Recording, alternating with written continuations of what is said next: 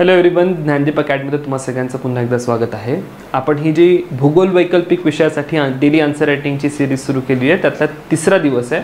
आणि आज पुन्हा एकदा आपण पृथ्वीची जी काही भूगर्भीय कालमापन आहे आणि सुरुवातीचा जो काही कालखंड राहिला आहे त्यावर काय काय प्रश्न येऊ शकतात त्याची आपण तयारी करतोय. तर ऑलरेडी आपण कार्बोनिफेरस युगावर एक प्रश्न लिहिला आहे. अँथ्रोपोसिन म्हणजे नेमकं काय असेल आणि काय संदर्भात सध्या चर्चा चालू आहे त्यावर एक प्रश्न झालेला आहे. आज मेघालयन युग, जे की पृथ्वीच्या भूगर्भीय इतिहासातला एक महत्त्वाचा कालखंड किंवा एक महत्त्वाचा पडाव राहिलेला आहे, त्यावर आपण प्रश्न करतो. आणि फक्त एक शॉर्ट नोट लिहायची आहे किंवा लघु टिप लिहायची आहे. पण यामध्ये एक थोडासा इंटरेस्टिंग ट्विस्ट आहे जो तुम्ही तुमच्या उत्तरामध्ये इंट्रोड्यूस करू शकता. तुम्हाला असं वाटेल की ऑलरेडी आपण कार्बोनिफेरस युगावर टिप लिहिली, म्हणजे असा काही प्रश्न आला तर त्यात नेमकं काय काय करायचं ते आपल्याला माहीत झालेलं आहे.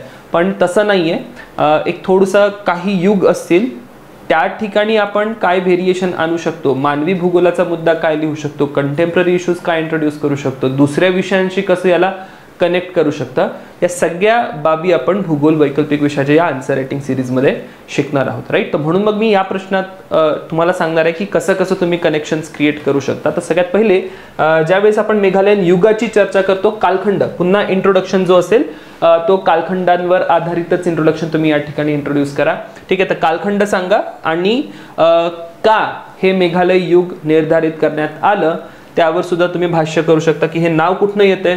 तर मेघालयमधील ज्या मावलू म्हणून गुफा आहेत त्या गुफांमधील जे स्टॅलेक्टाईट किंवा स्टॅलेग्माइट, राईट, हे लवणस्तंभ असतात.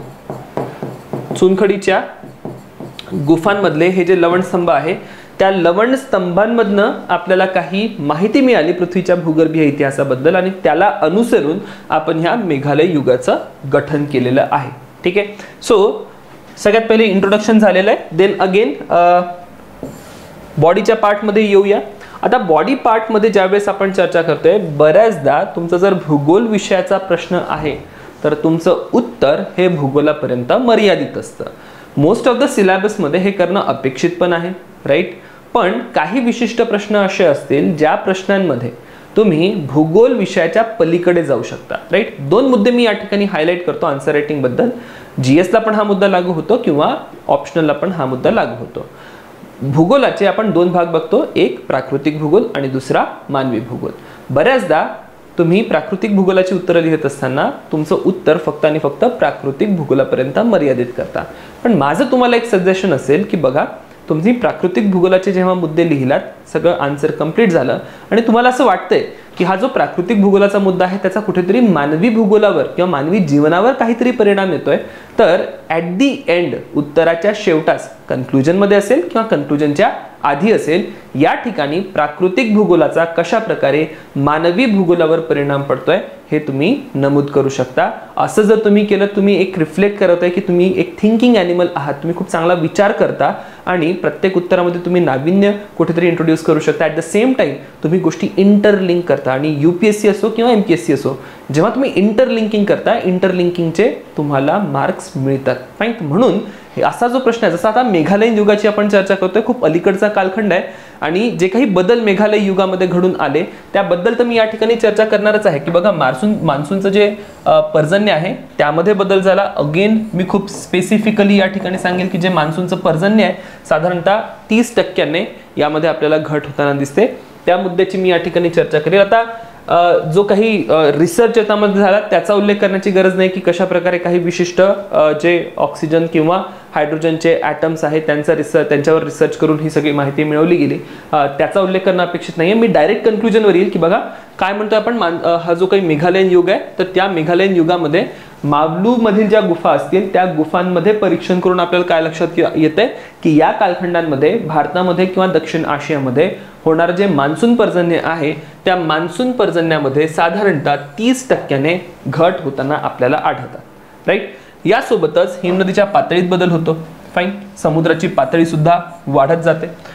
काही वनस्पती आणि प्राणी जीवनात बदल झालेला आहे. हवामान बदल जसा होतोय तर काही विशिष्ट वनस्पती आणि प्राणी त्यासुद्धा आपल्याला नामशेष होताना दिसतात. ही झाली भौगोलिक परिस्थिती.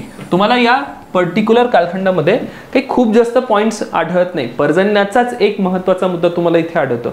पण आता मग तोच मुद्दा मी मानवी भूगोलात किंवा इतिहासात घेऊन जातो. मी तुम्हाला म्हटलं की 2 प्रकारे तुम्ही अप्रोच करू शकता. प्राकृतिक भूगोलला मानवी भूगोलात घेऊन जा, किंवा भूगोल विषयाचं उत्तर लिहित असताना ॲट दी एंड तुम्ही त्याला दुसऱ्या विषयासोबत पण कनेक्ट करू शकता की भूगोल विषय आहे तर कशा प्रकारे अर्थव्यवस्थेवर परिणाम टाकतोय, भूगोल आहे कशा प्रकारे इतिहास त्यांनी घडवून आणलेला आहे. कारण की कुठेतरी आपण ज्यावेळेस भूगोल विषयाची संपूर्ण चर्चा करणार आहोत तर त्यामध्ये एक स्टेटमेंट खूप चांगलं येणार आहे की जिओग्राफिकल कॉझेशन ऑफ हिस्ट्री, इतिहासाची भौगोलिक कारणे. राईट, प्रत्येक ठिकाणी तुम्हाला इतिहासाची भौगोलिक कारणे आढळतात आणि म्हणून भूगोल असेल, अर्थशास्त्र असेल, राज्यव्यवस्था असेल, या सर्व विषयांच्या मागे कुठेतरी तुम्हाला भूगोल विषयाची एक फाउंडेशन दिसते. आणि म्हणून काही उत्तरांमध्ये जिथे जिथे पॉसिबल असेल, मी काय करेल, माझं उत्तर लिहितोय, पूर्ण फिजिकल जिओग्राफी किंवा कोर जिओग्राफीचा पार्ट मी लिहिला, पण त्यानंतर मी त्याला कनेक्ट करतो दुसऱ्या विषयासोबत. जसं इथे मी कनेक्ट केलेलं आहे की बघा, ज्या काही प्राचीन संस्कृती होत्या, जसा हा मेघालयन युगामध्ये हवामानामध्ये बदल होतो, तर प्राचीन संस्कृतींवर सिंधू खोरे सभ्यता असेल, सुमेरियन असेल, इजिप्शियन असेल, so on and so forth, Roman empire पर्यंत सगळ्यांवर या कालखंडामध्ये झालेल्या हवामान बदलाचा परिणाम आपल्याला दिसून येतो. परिणामी मोठ्या प्रमाणात तुम्हाला ही सगळीच्या सगळी संस्कृती नामशेष होताना दिसते. राईट, तर अशा प्रकारचे एक कनेक्शन मी जिओग्राफीमधनं हिस्ट्रीमध्ये आणलेलं आहे, ते सुद्धा तुम्ही आणणं अपेक्षित आहे. ज्या ज्या ठिकाणी पॉसिबल असेल प्राकृतिक भूगोलाला मानवी भूगोलात घेऊन या, आणि भूगोल विषयाच्या पलीकडे जर तुम्ही जाऊ शकलात तर शेवटला 1-2 ओळींमध्ये कन्क्लुजनमध्ये तुम्ही हे सगळे मुद्दे मांडू शकता. राईट, देन हे मुद्दे मी या ठिकाणी सांगितले.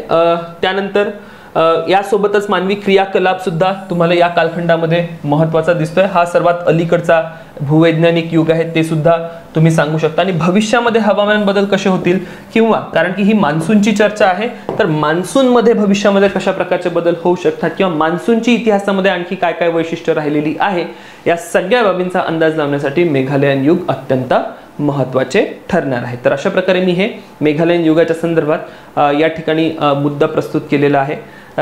बऱ्यापैकी एवढेच पॉईंट्स येतील, असं काही खूप जास्त तुम्ही याच्यावर लिहू शकत नाही. 100 शब्दांपर्यंत बऱ्यापैकी तुमचं जे उत्तर आहे ते मर्यादित असेल. कालचा जो प्रश्न होता, डे 2 चा आपण एक प्रश्न घेतला होता आणि त्यामध्ये मी अँथ्रोपोसिन बद्दल चर्चा केली होती आणि तुम्हाला एक होमवर्क दिलं होतं. अपेक्षित होतं की तुम्ही तुमच्या आन्सर्समध्ये कमेंट बॉक्समध्ये अँथ्रोपोसिन प्रश्नाचं जे काही कन्क्लुजन तुम्ही लिहू शकता, क्रिएटिव्ह कन्क्लुजन मला तुमच्याकडनं एक अपेक्षित होतं, तर ते कन्क्लुजन तुम्ही लिहिलं असावं अपेक्षा आहे.